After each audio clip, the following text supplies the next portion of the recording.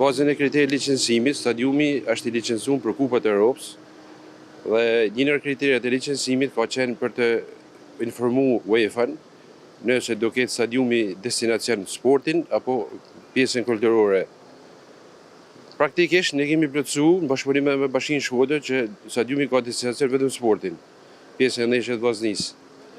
Tash ne kemi marrë vesh faktikisht ne kemi marrë vesh sot, sepse nuk kemi asnjë informacion nga Bashkia Shkodër që do bëhen koncerte. Dhe unë kam pasur një bisedë informale me zotin Aron Milotit, drejtorin e sportit të bashkisë, dhe më ka thënë stadiumi do bëhen koncerte, BMC, jo vetëm një koncert, sepse me sa morë informacion sot do jetë Berat Çamini, cili është emri i nderuar, është për mua është domethënë është në Shkodrës për gjitha gjanat, por duke pas parasysh këtë situatë dhe duke pas parasysh që bashkia dën të rrojë destinacionin e stadiumit, dën ta bëjnë për të bërë eventin kulturore, unë desha të them si ne rrezikojmë ndeshjet e Kupat të Europës, edhe rrezikojmë ndeshjet e kampionatit për të luajtur në Shkodër. Të bëhet fjalë mas vllaznia është më vjetë se Bashkia Shkodër, praktikisht është emblema e këtij qyteti. Dhe ndoshta për herë të parë do të dërojnë të luajnë ndeshjet tona diku tjetër në Tiranë apo një qytet tjetër.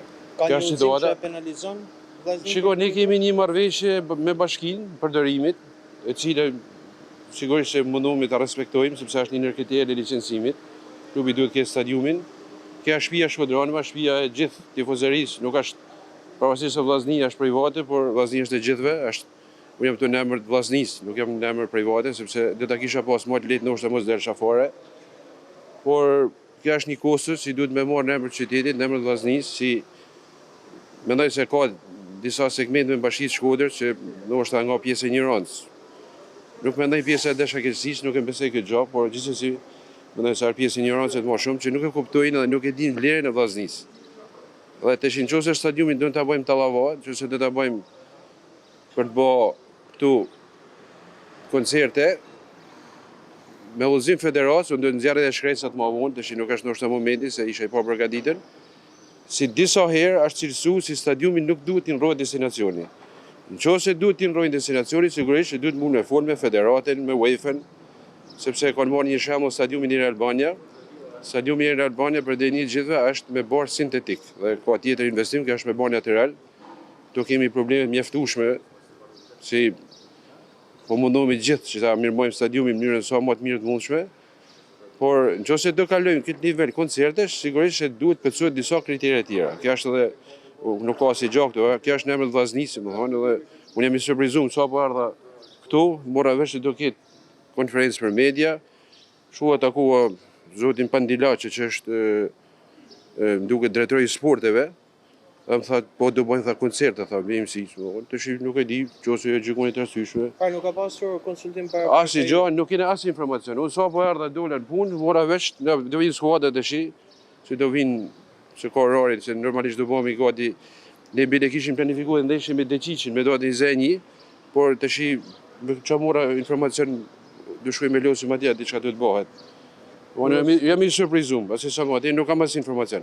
Kur është ndeshja më afër të vllaznisë dhe sa rrezikon të koncert?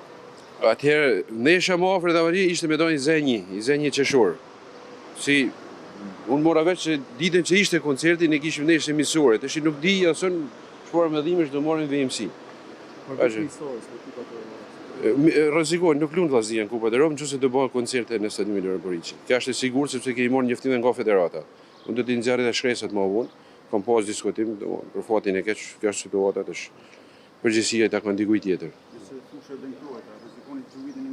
Po, është një domethënë si mas informacione më duket se është i gjop 200.000 euro, por nuk do rrezikojmë këtë pikë sepse do shkojmë me losim dikujt tjetër.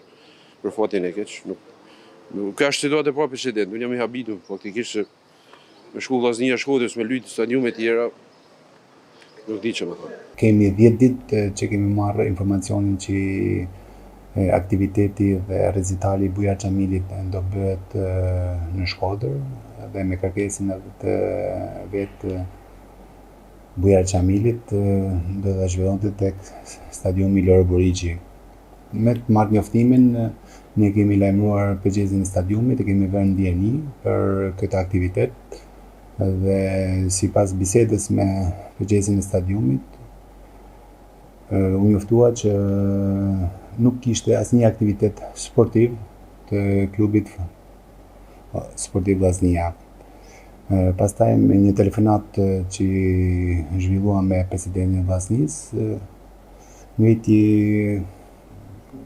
pyetjet pse do bëhet ky aktivitet. Dhe ne thamë që garantojmë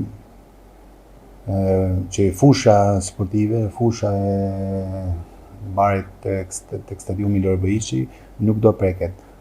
Kjo ishte edhe pika kryesore për ne që t'ja japim këtë recital dhe Buja Çamili në stadium, sepse është ajo pjesë e Shkodrës edhe Vllaznisë, është një tifoz i zjarrt i Vllaznisë.